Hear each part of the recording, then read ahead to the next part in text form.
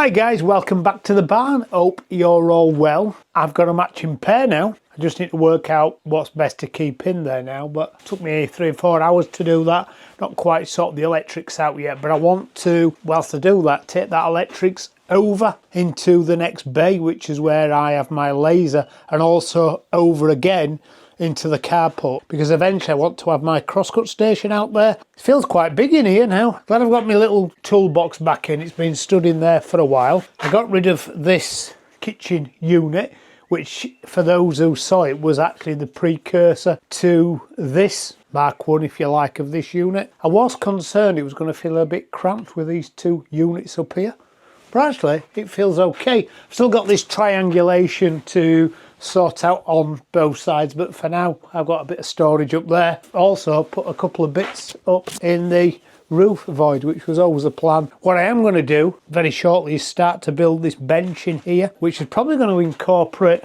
all this as well, so this area will disappear. But for this video I'm going to look at these tools that have been sent up here.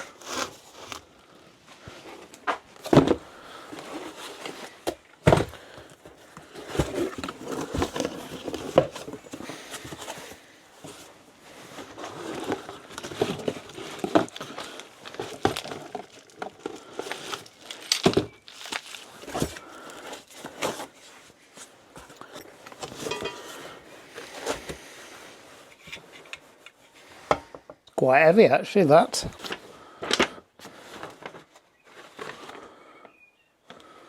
But we'll have a look at this in the morning. It's getting a bit dark now, it's a bit late, it's about 9 o'clock I think. I'll take this inside and have a look when I have my cocoa tonight.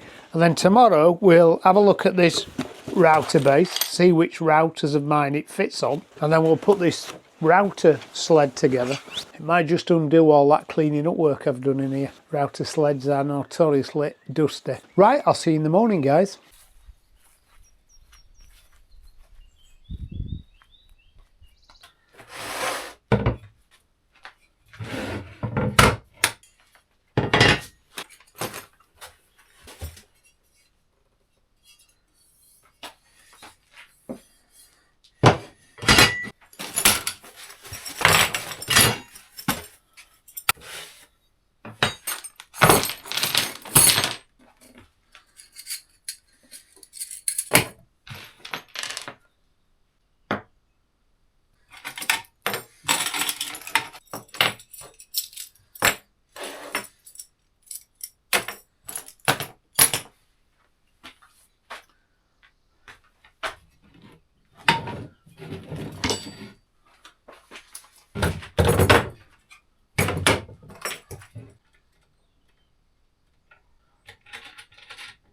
Go on.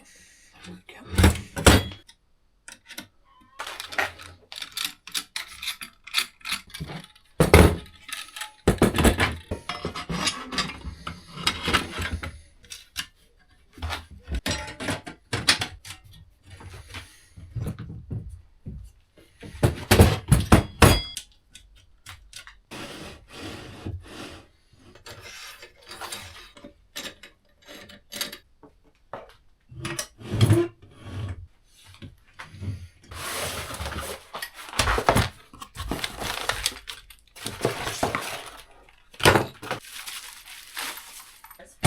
So many buds.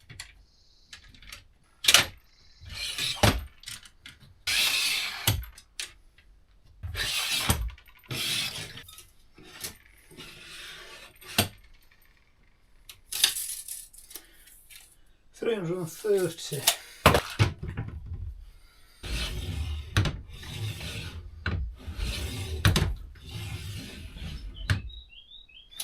$430. Okay, so what I've got here is actually two tools. First of all, this router base, which is designed to give you a larger working area than a standard base of a router, and we'll try this in a minute. This is a standalone tool, and this is a router sled. This one comes with quite a lot of instructions, and I'm usually quite critical of lack of instructions. This is actually called an electric milling push bracket. That rolls off the tongue very easily. And if you'd have said to someone, I would like an electric milling push bracket, I'm sure this is not what you'd get. We call it a router sled, but hey, there you go. It's heavy, it's well made. There is a little quirk in the instructions, however. So I've made this with the feet facing outwards, which is how the instructions show up to Fig 9. And then it shows this little locator pin on the inside, so there's a little inaccuracy there in the instructions, and it's not really clear what this does. It locates in this foot there, doesn't go all the way through, so it's certainly not to lock it down to a bench, and then it does show this bar here, this little crossbar here, locating into that, but then doesn't explain for what purpose. So I'm not quite sure what that's for. It just seems a little bit elaborate. Maybe it'll come to me as we start using it. We'll put this to one side for just 1 minute and we'll have a look at this first. I have a few routers around the workshop. I have 2 Triton, this one and its bigger brother, which this one don't think it's really worth fitting it onto. I think looking at the screws, it probably would fit. The diameter of this half is the same diameter as that. Doesn't really seem to be much benefit to be gained from fitting it to a router this big. So that leaves me basically with a couple of palm routers, this little Ryobi, which I really like as a battery router, or my Makita, but that's fixed into my router lift. The other routers I do have around the workshop are sort of rectangular base, my Trend, and then a couple of cheaper routers, one called a Red Devil that I bought years and years ago. So this is my work zone router, which I think's older, but again, there's decent sized base on them, so I'm not sure there's much advantage fixing it to this. When you talk about bases, that's a big base. That's not a knife, this is a knife. Of course, that's the table. So I think the logical choice is to put this router with this. Now, to get it to fit, you've got to take this acrylic face off, which is held on by 1, 2, 3, 4, 5, 6 screws. So I've taken them machine screws out, take that off, fix the router on with these 4 fixings, and then put this acrylic face back on. Of course, you'd only have to do that once. It's a bit of a faff, but you'd only have to do it once. Also, what you ideally need is something to centralise a router cutter.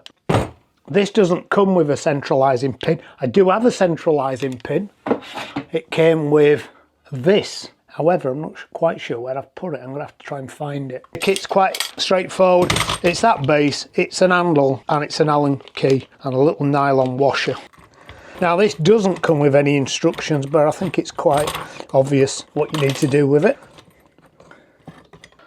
Take that face off, just a piece of acrylic, and then that leaves these floating segments with the little screw, try not to lose them, that hopefully is going to fit the base of the router. And these just move in and out, so you can pretty much fix to any router base that's within the diameter of this. I'll just take this base plate off.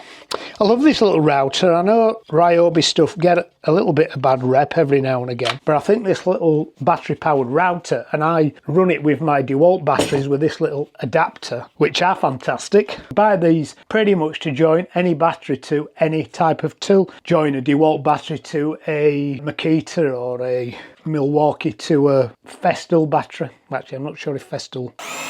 Yeah.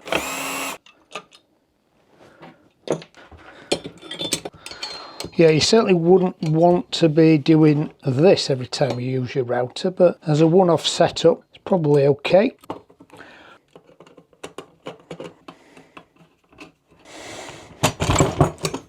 This chamfer router cutter I've got on here, it's ever so slightly bigger than the old.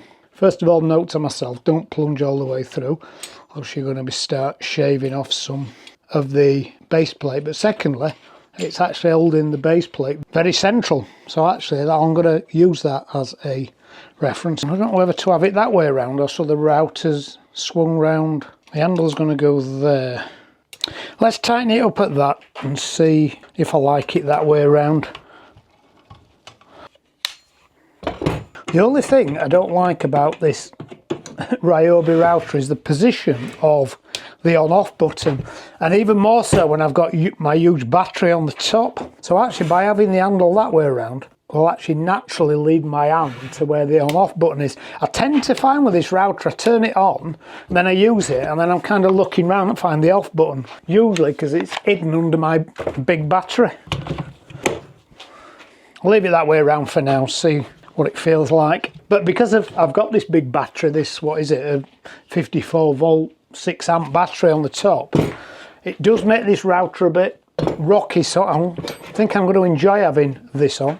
Put the little nylon washer on the handle to keep it tight.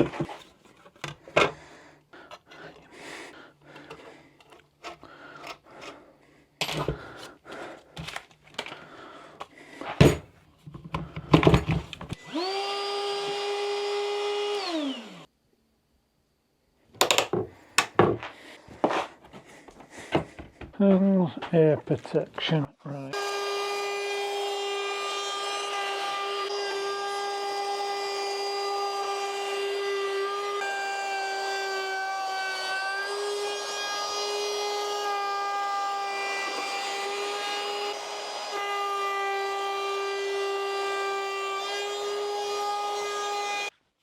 Okay, so for so just to make something like a standard router molding application, this just makes everything a little bit more balanced, especially if you've got a little bit of a Eve Robinson router setup like I have. It's now got Enjoywood, Ryobi, DeWalt, adapter. Actually 4 components to make a router. For me, this little setup is okay. Right, let's have a look at the router sled, and for that I'm just going to put a straight router cutter in this and find a little bit of wood that we can play with. Okay, so I found a piece of wood. This is actually a piece of oak that's been in here for a long time. It's an offcut from the tree that I fell and made the corner posts for the barn years and years ago. Been in here ever since, so it's very dry. I put a scrap board on the bench because I don't want to screw into the bench top. So the first thing I need to do is fix this bench, and I need to stop it wobbling. So I've cut some wedges that I can just place in to stop that webble. And then it's just a case of trying to place these to stop it from moving around. Put one in there. And these screws that come with it, these aren't going to last a long time, but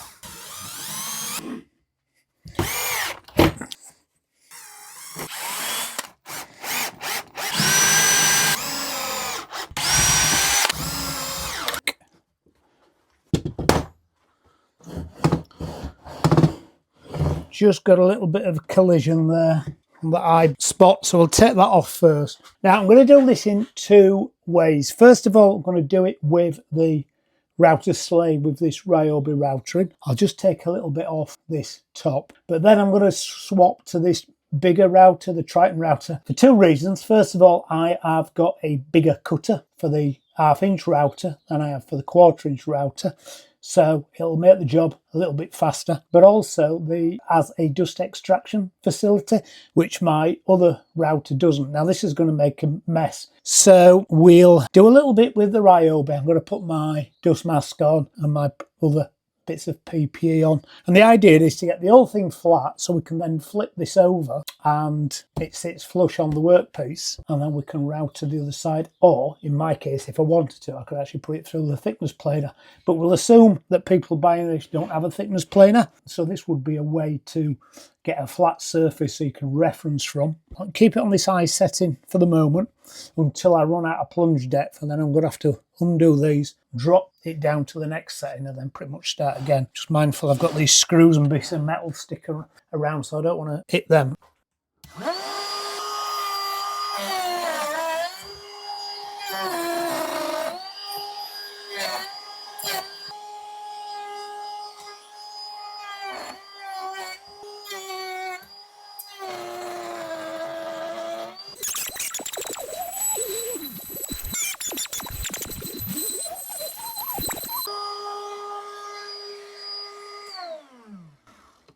Okay, so I'm now out of router depth, but cleaned that little ump up. It was quite high there, so I've got rid of that ump now. So I'll drop the depth of this down to the next setting and then go through the settings again. Maybe with the plunge depth I've got on this router, I might have enough on the second setting to take that flat.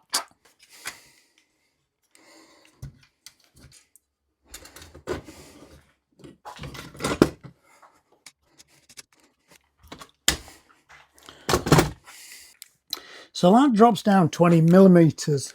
And by dropping down 20 millimeters, I'm colliding with the wood. And this is sometimes where you have problems with this kind of thing, because if you've got a router with a really long plunge depth, then it's okay. But if you've got a cheaper router, like I've got here, then you need to make sure you've got at least 20 mil of plunge depth before you can move from one setting to the next. And the issue is really with the thickness of these bars, which are really good quality and really strong, but they're about 15 millimeters thick, I'm guessing.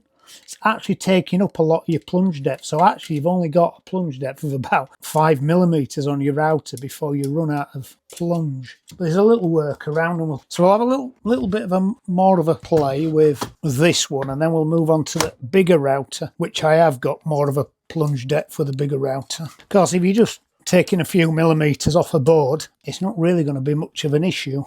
But my board here is seriously undulating. So you can see there I'm just clashing.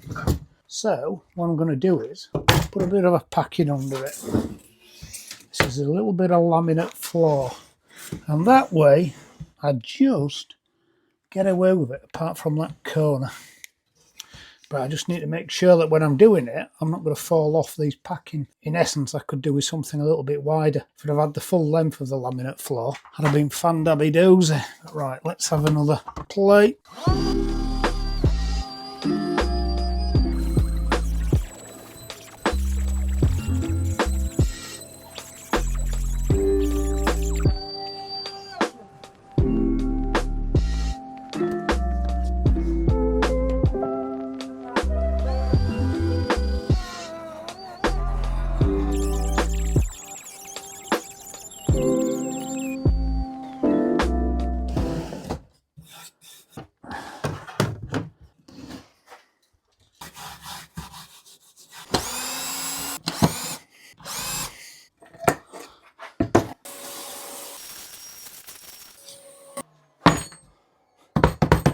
It's flat, I'll give you that.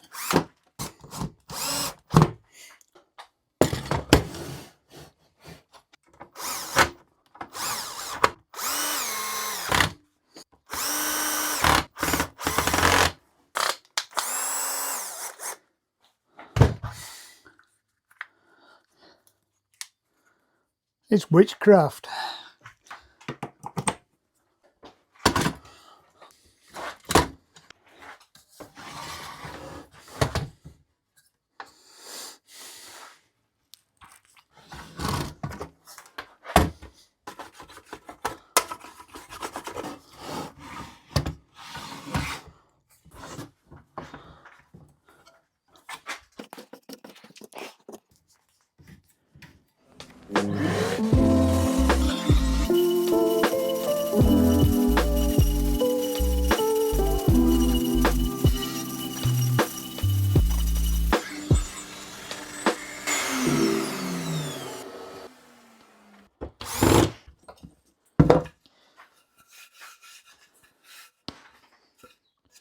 How long's that taken? That's taken exactly 15 minutes. Okay, so that took exactly... What's the matter, Grace? Just wait a minute. Okay, so that took exactly 15 minutes to take that wonky piece of timber down to 17 mil, 5/8. It's done a good job. So what would I say about this? Well, first of all, get yourself a decent route with some dust extraction on. And also a router that's got a little bit more plunge depth than that little palm router. Then you don't have all that mess. And also you don't have to pack the base of the sled up to get that halfway house between a 20mm plunge. If you use this base, you actually get less side-to-side movement than I did with the bigger Triton router. I think I ended up with about 4" 100mm more side-to-side movement, so I could do something wider. Obviously, you could do something as long as you want and just run it across the grain, and as long as it's not over 400 wide. Down the garden, I have a little table that I made out of firewood maybe 3 years ago, and that was my router sled at the time. It's just a little bit of laminate floor and a couple of pieces of 6x1, and I had to do exactly the same as I'd done with that. I had to drop it down because I was basically forming an half log that I cut on the chainsaw. I just had to keep dropping it down and putting some packing under that. I'll link this video to this in the video description. You might want to watch it. It's one of my most poorly watched because it was one of my early videos. It's only about 700 views. So I'll link that. Maybe I'll get another 5. If you don't want to make yourself a router sleigh, then this one's okay. I think the only thing I found with the use of it was that these screws here, maybe I've probably not tightened them up properly. A couple of them just shook out. There's obviously a lot of vibration as you're routering. And also, I would say just with the processes, get yourself some decent tunes on and just take your time. I was probably going at it a little bit too quick, maybe taking a little bit too much off at a time. And it took me 15 minutes to do that. So you can imagine that if I had a much bigger top, imagine I had a 6-foot long piece that was 400 wide, you're in for a session. So get yourself some decent tunes on. If you're making chopping boards or little charcuterie boards, I might even cut this into a little charcuterie board now, then it's going to be perfect for you. But you don't have to buy the base to work with this. Likewise, if you're buying the base for a small little palm router like that, I think it's actually going to be perfect. It's going to make routering a lot more stable and a lot more enjoyable. And I dare say if it's a lot more stable, it's going to be a lot safer as well. Here you go, guys. This is my first impressions of this fantastically named, I'll have to read it again, electric milling push bracket router sled to us. Let me know what you think. If you do a lot of this kind of thing, let me know, and let me know how I could improve it. And if you want to check out this further, the links are in the description. Again, thank you to Banggood for sending me this, and I'll catch you on the next video. Cheers, guys. Bye.